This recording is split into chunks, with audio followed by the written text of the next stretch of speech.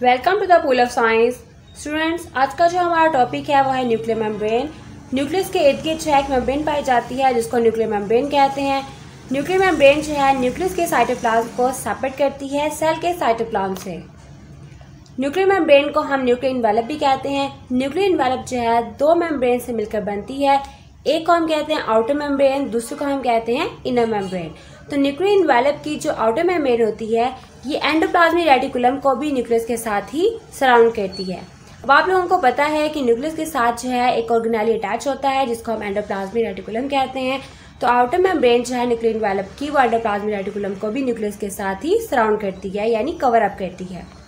जबकि inner membrane जो है वो सिर्फ और सिर्फ न्यूक्लियस के अंदर जो न्यूक्लियर कंटेंट होता है, न्यूक्लियर मटेरियल होता है, उसी को ही सराउंड करती है, उसी को ही अपने अंदर इनक्लोज करती है। इनर और आउटर मेम्ब्रेन जो है वो कुछ पॉइंट्स पे आपस में जुड़ जाते हैं और पोर्स क्रिएट करते हैं। इन पोर्स को हम न्यूक्लियर पोर्स कहते हैं। न्यूक्लियर पोर्स जो है क्या काम करते हैं? तो न्यूक्लियर पोर्स के जरिए सेल के साइटोप्लाज्म और न्यूक्लियस के दरमियान में मटेरियल्स का एक्सचेंज होता है, यानी मटेरियल्स जो हैं वो सेल के साइटोप्लाज्म में न्यूक्लियस से और न्यूक्लियस से सेल के साइटोप्लाज्म में मूव करते हैं। नंबर ऑफ न्यूक्लियर पोर्स जो हैं वो वेरिएबल होते हैं, यानी हर सेल के न्यूक्लियस की न्यूक्लियर मेम्ब्रेन के अंदर different type of nuclear pores पाए जाते हैं। अनडिफरेंशिएटेड सेल्स जिसमें शामिल है एग्स, तो इनके अंदर बहुत से पोर्स जो हैं वो पाए जाते हैं। तो इनके न्यूक्लियस में मतलब एक न्यूक्लियस में 30,000 पोर्स जो हैं वो पाए जाते हैं जिनको हम न्यूक्लियर पोर्स कहते हैं। इसी तरह डिफरेंशिएटेड सेल्स की बात करें तो इनमें हमारे पास शामिल हैं एरिथ्रोसाइट्स, तो इनमें जो है पर न्यूक्लियस 3 या 4 पोर्स जो हैं वो पाए जाते हैं। हर पोर जो है वो डेफिनेट स्ट्रक्चर रखता है, यानी उसकी एक अपनी स्पेसिफिक शेप होती है जो कि सब्सटेंस के पासिंग होने की ट्रैफिक को कंट्रोल करते हैं। यानी सब्सटेंस की मूवमेंट जो है वो न्यूक्लियस से साइटोप्लाज्म में, साइटोप्लाज्म से न्यूक्लियस में इन्हीं पोर्स के जरिए होती है और यही पोर्स जो हैं उनकी मूवमेंट को कंट्रोल करते हैं। ये हमारे पास स्ट्रक्चर है न्यूक्लियर मेम्ब्रेन का। वैसे पूरा स्ट्रक्चर है न्यूक्लियस का, तो इसी में हम न्यूक्लियर मेम्ब्रेन को स्टडी करेंगे। तो ये हमारे पास पूरा है न्यूक्लियस। न्यूक्लियस के साइड पे अटैच होता है एंडोप्लाज्मिक रेटिकुलम ऑर्गेनेली। तो एंडोप्लाज्मिक रेटिकुलम के दो पार्ट होते हैं, एक होता है इसका स्मूथ एंडोप्लाज्मिक रेटिकुलम और दूसरे को हम कहते हैं rough endoplasmic reticulum. Smooth endoplasmic reticulum की सरफेस स्मूथ होती है, जबकि जो रफ एंडोप्लाज्मिक रेटिकुलम होता है इसकी सरफेस जो है वो रफ होती है, स्मूथ बिल्कुल नहीं होती। और इसके ऊपर जो है वो राइबोसोम्स पाए जाते हैं जो कि प्रोटीन सिंथेसिस का काम करते हैं। ये तो होगी उस ऑर्गेनेली की बात जो कि न्यूक्लियस के साथ अटैच होता है। ये है पूरा न्यूक्लियस। न्यूक्लियस के अंदर जो है एक डार्क ऑर्गेनेली होता है जिसको हम न्यूक्लियोलस कहते हैं, जो कि हम नेक्स्ट वीडियो में स्टडी करेंगे डिटेल के साथ। और न्यूक्लियस के बाहर ये जो मेम्ब्रेन नजर आ रही है आपको, इसको हम कहते हैं न्यूक्लियर मेम्ब्रेन, जिसको हम न्यूक्लियर इन्वेलप भी कहते हैं। और ये दो मेम्ब्रेन से मिलकर बनती है, एक को हम कहते हैं आउटर मेम्ब्रेन और दूसरी को हम कहते हैं इनर मेम्ब्रेन।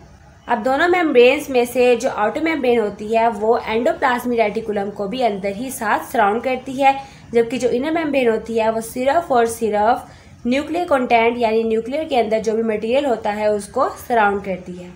तो न्यूक्लियस के अंदर कौन सा मटेरियल होता है? क्रोमैटिन मटेरियल होता है, यानी क्रोमोसोम्स जो है इसके अंदर पाए जाते हैं। तो आउटर मेम्ब्रेन और इनर मेम्ब्रेन को कलेक्टिवली हम क्या कहते हैं? Nuclear envelope. आउटर मेम्ब्रेन और इनर मेम्ब्रेन जो है वो कुछ पॉइंट्स पे आपस में एक दूसरे के साथ जुड़ जाती हैं और एक पोर बनाती हैं। इनको हम क्या नाम देते हैं? न्यूक्लियर पोर का नाम देते हैं। स्टूडेंट्स, आज का हमारा टॉपिक है न्यूक्लियोलस। न्यूक्लियोलस जो है ये डार्कली स्टेन्ड बॉडी होती है जो कि न्यूक्लियस के अंदर पाई जाती है। इसके अलावा इसके ऊपर किसी किस्म की कोई मेम्ब्रेन जो है मौजूद नहीं होती और ये सेपरेट जो है बॉडी पाई जाती है न्यूक्लियर मटेरियल के अंदर और ये रेस्ट की फॉर्म में होती है, यानी ये किसी किस्म की कोई मूवमेंट शो नहीं करता। इसके अलावा न्यूक्लियोलस जो है वो न्यूक्लियस में एक या एक से ज़्यादा भी पाए जाते हैं। राइबोसोमल आरएनए, जिसको हम आरएनए भी कहते हैं, वो बनते हैं न्यूक्लियोलस के अंदर और न्यूक्लियोलस के अंदर ही वो स्टोर होते हैं। न्यूक्लियोलस में दो रीजन्स होते हैं, एक को हम कहते हैं पेरिफेरल ग्रैनुलर एरिया और दूसरे को हम कहते हैं सेंट्रोफिब्रिल एरिया। तो ग्रैनुलर जो एरिया होता है ये बना हुआ होता है राइबोसोमल सब यूनिट से मिलकर। इसके अलावा न्यूक्लियोलस जो है ये वो एरिया होता है जहाँ पे राइबोसोम्स जो है वह असेंबल होते हैं और न्यूक्लियर पोर के जरिए एक्सपोर्ट कर दिए जाते हैं सेल के साइटोप्लाज्म में। सेंट्रोफिब्रिल एरिया जो है ये बना हुआ होता है आरएनए और राइबोसोमल डीएनए से मिलके, यानी इसमें बहुत ज़्यादा तादाद में आरएनए और राइबोसोमल डीएनए जो है वो पाया जाता है। नेक्स्ट हमारे पास है राइबोसोम्स। तो न्यूक्लियस के अंदर जो है स्ट्रेंड बेसिक डाइज का जो है एक स्ट्रक्चर होता है जिसको हम क्रोमैटिन मटेरियल कहते हैं। यानी ये स्ट्रक्चर जो है हमें बिल्कुल ही नॉन विजिबल होता है, इसीलिए हम इसे क्रोमैटिन मटेरियल कहते हैं। जब ये क्रोमैटिन मटेरियल विजिबल हो जाता है ड्यूरिंग सेल डिवीजन, तब हम इसे क्रोमोसोम का नाम देते हैं।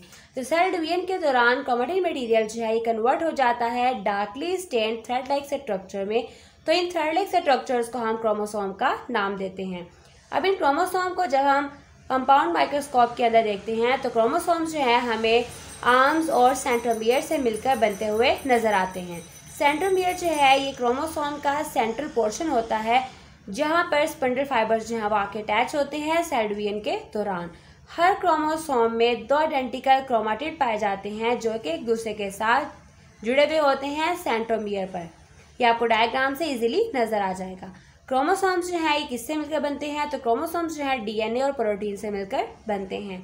तमाम इंफॉर्मेशन जो कि सेल को कंट्रोल करती है, सेल की एक्टिविटीज़ को कंट्रोल करती है, वो तमाम इंफॉर्मेशन जो है इन क्रोमोसोम्स में पाई जाती है जीन्स की फॉर्म में। अब ये इंफॉर्मेशन जो है ये जनरेशन टू जनरेशन आगे ट्रांसफ़र हो जाती है, क्योंकि आपको पता है कि सेल डिवीजन जो है उसमें जीन्स जो है वो आगे नेक्स्ट जनरेशन में ट्रांसफ़र होते हैं पेरेंट से। Half number of chromosome father से आते हैं और half number of chromosome mother से आते हैं, और ऑफस्प्रिंग के अंदर जो है कंप्लीट सेट ऑफ क्रोमोसोम जो है वो बन जाते हैं और एक कंप्लीट इंडिविजुअल डेवलप हो जाता है। नंबर ऑफ क्रोमोसोम्स जो है तमाम इंडिविजुअल जो कि सेम स्पीशीज से ताल्लुक़ रखते हैं उनके अंदर कांस्टेंट पाए जाते हैं, और कांस्टेंट ही इनकी तादाद उनकी जनरेशन आफ्टर जनरेशन में ट्रांसफ़र होती रहती है। यहाँ पे एग्जांपल आपको देते हैं कि अगर ह्यूमन के अंदर 46 क्रोमोसोम्स हैं तो ह्यूमन्स के जो 46 क्रोमोसोम्स हैं, ह्यूमन की जितनी भी आगे जनरेशन होंगी उनसे जनरेशन आगे डेवलप होंगी तो सबके अंदर 46 क्रोमोसोम्स ही रहेंगे। क्रोमोसोम्स नंबर उनके अंदर चेंज नहीं होगा, क्योंकि ह्यूमन्स जो हैं वो एक ही स्पीशी से बिलोंग करते हैं। इसी तरह अगर फ्रॉग की स्पीशी की बात करें यानी मेंढक की बात करें तो मेंढक के अंदर जो है वो 26 क्रोमोसोम्स होते हैं, और इनकी जनरेशन के अंदर जनरेशन आफ्टर जनरेशन 26 क्रोमोसोम ही रहेंगे, ये चेंज नहीं होंगे। इसी तरह चिंपैंजी की बात करें तो चिंपैंजी के अंदर 48 क्रोमोसोम्स होते हैं। फ्रूट फ्लाई जिसको हम ड्रोसोफिला भी कहते हैं और इसका साइंटिफिक नेम है ड्रोसोफिला मिलानोगैस्टर, इसके अंदर जो है वो 8 क्रोमोसोम्स पाए जाते हैं, और इसकी जनरेशन में भी 8 क्रोमोसोम ही जनरेशन आफ्टर जनरेशन ट्रांसफ़र होते रहेंगे, ना कम होंगे और ना ज़्यादा होंगे। अनियन के अंदर यानी प्याज के अंदर जो है वो 16 क्रोमोसोम्स होते हैं। पोटैटो के अंदर जो है वो 48 क्रोमोसोम्स पाए जाते हैं। गार्डन पी यानी मटर के पौधे के अंदर जो है वो 14 क्रोमोसोम्स होते हैं। अब नंबर ऑफ क्रोमोसोम्स जो हैं एक नॉर्मल बॉडी के अंदर जो है वो डिप्लॉयड होते हैं यानी 2n होते हैं, और हॉइड क्रोमोसोम्स जो हैं वो जर्म सेल्स के अंदर पाए जाते हैं। जर्म सेल्स हम यहाँ पे बात करते हैं एग और स्पर्म। एग और स्पर्म को हम जर्म सेल्स कहते हैं, और all over the body cells except germ cells उनको हम नॉर्मल बॉडी सेल कहते हैं, यानी इनको हम सोमैटिक सेल्स भी कहते हैं। तो सोमैटिक सेल्स के अंदर क्रोमोसोम्स जो हैं वो 2n होंगे, जबकि जर्म सेल्स के अंदर क्रोमोसोम्स जो है वो हाफ होंगे यानी n होंगे। तो यहाँ पे एग्जांपल है कि ह्यूमन स्पर्म के अंदर क्रोमोसोम्स जो है वो 23 होते हैं, और ह्यूमन एग के अंदर क्रोमोसोम्स जो है वो 23 होते हैं। इसी तरह ड्रोसोफिला के अंदर भी एग के अंदर 4 क्रोमोसोम होंगे और स्पर्म के अंदर भी 4 क्रोमोसोम होंगे। तो ये हमारे पास है क्रोमोसोम का स्ट्रक्चर। तो क्रोमोसोम जो है वो सेंट्रोमियर और आर्म से मिलकर बनते हैं। तो ये सेंटर में है इसका सेंट्रोमियर और ये है इसके आर्म्स।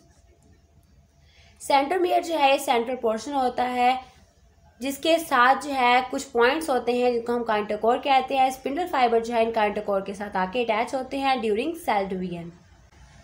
अब क्रोमैटिड की बात करें तो क्रोमोसोम्स को अगर हम सेपरेट कर दें तो ये एक स्ट्रक्चर जो हमें नज़र आता है इसको हम क्रोमैटिड कहते हैं। तो एक क्रोमोसोम के दोनों क्रोमैटिड्स जो है वो क्या हुए, सिस्टर क्रोमैटिड्स, मतलब ये आपस में एक दूसरे की बहनें बन जाती हैं।